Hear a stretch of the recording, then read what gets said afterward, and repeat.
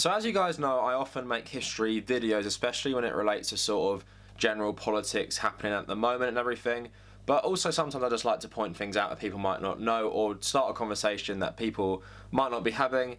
And you know, some of you might have seen one of my videos a couple of months ago about how America inspired Nazi Germany, and I found that really interesting doing the research for that. You know, how German judges and lawyers took what the Americans had done with their race laws and, you know, bring it back home to Nazi Germany to create, you know, their racist state and everything.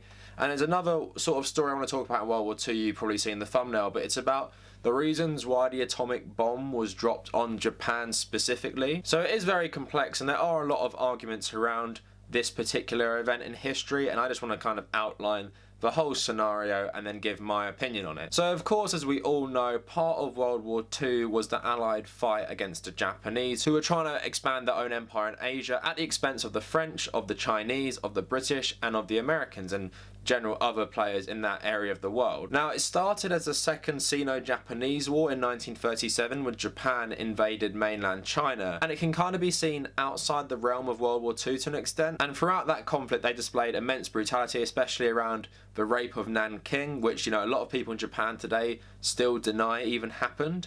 So obviously that's pretty brutal. And then throughout the war, you see in films, you read about it, the Japanese, because of their religion, you know, believing their emperor was their god, they would happily die for that. And it's sort of what you see today with Islamic fundamentalists, you know, a similar way, you know, Japanese pilots kamikazeing into American ships, you know, the Banzai charge, and it's sort of this whole ideology of death before dishonor. You know, the worst thing can happen to you is be captured, so you might as well die and try and take out as many of the enemy as you can.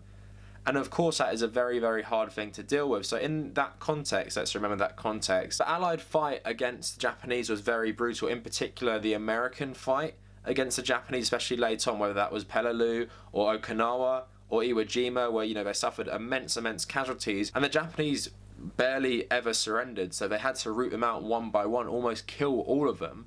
And they were so fanatical and suicidal in a lot of ways, it was so hard to deal with them. And of course the American war against the Japanese already inflamed and exacerbated America's own racial prejudice against Asians. But because of the fanaticism of the Japanese, you can understand that context why the atomic bomb sort of not had to be dropped, but it was the lesser of all the evils, because if the Americans invaded mainland Japan, millions would have died, millions more, because the Japanese probably wouldn't have surrendered, because they would probably think they could win still, and it's their home turf, and they were so fanatical in other parts of the world, you know, being at home, and all the civilians, they would probably get into the army to fight, and it would be like an absolute bloodbath. You probably can't imagine how many people would have died, you know, in general. You know, I'd say hundreds of thousands of Americans and British and Soviet troops would have died in that invasion.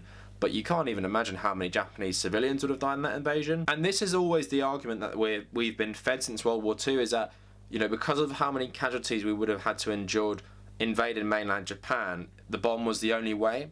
And, you know, killing about 150,000 Japanese in the blasts, that is a worthwhile sacrifice compared to the millions that probably would have died invading mainland Japan. And I generally think that is an argument that holds up, but I think the problem is that the whole picture has not been explored, because yeah, that is a fair enough argument, you know, you kill this many people to save this many people, and that sort of makes sense, especially given the context of the war. But there are a lot of other factors at play. So another one is the Soviet Union declaring war on Japan after the fall of Nazi Germany, and of course what was already taking shape after the fall of Nazi Germany was the Cold War.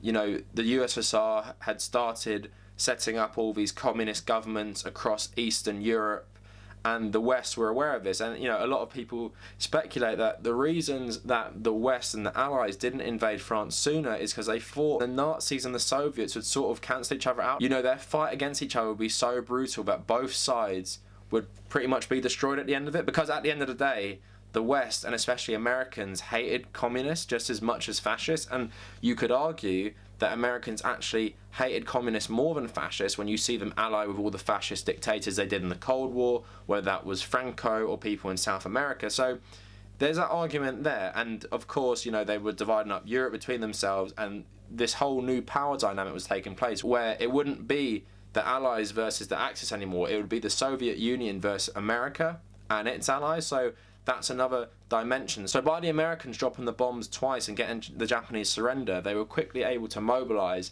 and occupy mainland Japan and sort of make Japan an ally, because they got to write its constitution, they got to put American bases in Japan, and that cancels out the Soviets from getting a country and somewhere they could operate on which is quite close to America, and would be a good staging point for sort of an invasion and just dominating that area of the world. And of course you see in Asia what did happen. The Soviets helped set up, North Korea, and the North Korean government. They played a massive role in that. So you can see that is another argument for it, and that does come into play because a quick end to the war really benefited America because the Soviets were getting involved with the war against Japan. And you can see how the American empire's expansion sort of played into wanting a quick end to the war, because that part of Asia has always been of particular interest to the United States. I don't know how many of you have heard of gunboat diplomacy, where Japan in the 1860s said they wouldn't trade with America, so they sent like their navy to Japan with the threat of war, saying, you're going to open your ports to us. And what America always do is that they play Japan and China off each other. So when Japan is weaker, they side with Japan against China, and when China is weaker, they do it the other way around. So for example, they allied with Japan earlier, in World War I and everything. They were pretty good allies because China was stronger, and when Japan defeated China, it kind of reversed because they knew Japan was getting more powerful. So in World War II, you see America back China, but then straight afterwards, and China become communist and get more powerful and get more united, they back Japan again.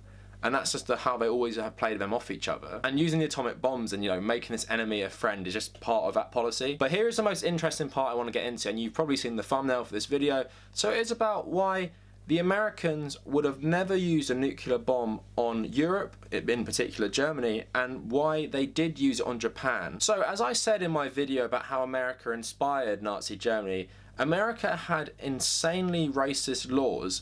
And why that was different to other countries, say for example the UK or France, is that while these countries were pretty racist themselves, it wasn't enshrined in the law, where countries like America and South Africa did have racist laws. So for example, in the early 1900s, they outright banned Chinese immigration to America. Lots of other times, they didn't allow Asian people to become US citizens, and everything like that, and it was super racist. And you can kind of imagine, because you see all the stuff with civil rights and everything in America in the 60s and 50s, and you see how racist it is. But I think something that gets left out a lot of the time is the way they treated Asians, and nothing shows this more but the fact that America put Japanese Americans in internment camps in World War II, 120,000 of them, and actor George Takei was actually in one himself when he was a child. And how this shows the racism is that America was fighting Italy, it was fighting Germany, and it was fighting Japan, but the only people it put in internment camps was the Japanese. In fact, even criminal elements of the Italians. So the Italian-American mafia actually helped the US government during the war. So Lucky Luciano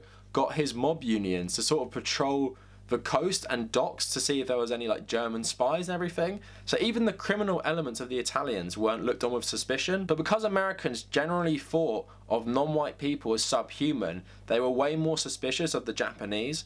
And I was saying Pearl Harbor and the way they fought in the war just added to this skepticism and added to this view that Japanese were alien and Japanese were subhuman to them. So yeah, they put them in concentration camps during the war. And on screen, I'm just going to put up some cartoons that were used as propaganda in the war to show you how they were depicted. The slant eyes, the buck teeth, the massive caricatures were employed against them, just to really reiterate that these people were subhuman. They were really like animals in a way to them, and how absolutely racist that was. And I think this points out that America wouldn't have used the A-bomb on Europe. And also another part of it is that Europeans are instrumental to American history, and especially in the foundation of it. So you have Germans, you have Slavs, you have various Italians and everything like that. So because they share this culture, and you can still see it today in places like New York, the different sort of neighborhoods all have an influence from different countries, whether that is Italians. Because it's such a multicultural place and they had their roots in Europe, it was never really going to use something like that on their own history, because Americans were also very religious. So you had a lot of Protestants in America, so I doubt they were ever going to use the A-bomb on cities where Protestant heroes were, like Martin Luther for example, and a lot of their foundations of their religion. And there is a counter argument to this. For example, everyone really knows about Dresden in World War II, when the RAF absolutely flattened it and killed, I think it was about 100,000 civilians, or maybe 90,000. And they're saying, If they would do that, why would they not use the atomic bomb? But I think because the atomic bomb essentially vaporized everything, you know, civilians, people, equipment, and it would make places uninhabitable. So I think using that on a place that, you know, they have links to, the Americans themselves, I think that wouldn't have really been an option for them. And because the Japanese were seen as subhuman and their culture was so alien, it wasn't really given a second thought. And I think American racism against Asians didn't really stop there. So for example, in the Vietnam War, the Americans dropped more bombs on North Vietnam than the amount of bombs dropped during the whole of World War II. They also used chemical weapons and used defoliant, which poisoned a lot of the farmland and poisoned a lot of people. And in Korea as well, you know, I think the American history with Asian people and how many wars and really brutal conflicts they fought against them has made them even more racist against them, and you can see that through their own history. So to really summarise, you know, it is a complicated issue, and there is no doubt in my mind that America, if it had it available, would not have used a nuclear bomb on Germany or Italy or anywhere like that because of the links they have with America, and because of the racism and sort of the geostrategic implications of using these bombs. Using on Japan was far more palatable, and there was less repercussions, and you know, no one would feel really bad about that because Japan would be so alien to mainstream Americans. And just the fact they only put the Japanese in internment camps but not the Italians or the Germans in America, I think really highlights my point a bit more. And I think I've highlighted through this video just the way they were depicted in propaganda just made them seem more subhuman to Americans, and Pearl Harbor as well is just a cherry on top of that, to be like, you know, these nuclear bombs are just revenge for that, and revenge for you starting the war on us. It is a pretty complex issue, so I wouldn't mind hearing other people's opinions in the comments. And if you like this sort of content, you can subscribe. Follow me on Instagram and Twitter at The Cavernacle. I have a WordPress, Cavernacle at WordPress, where I try and write one article a week. And if you made it this far, thank you for watching.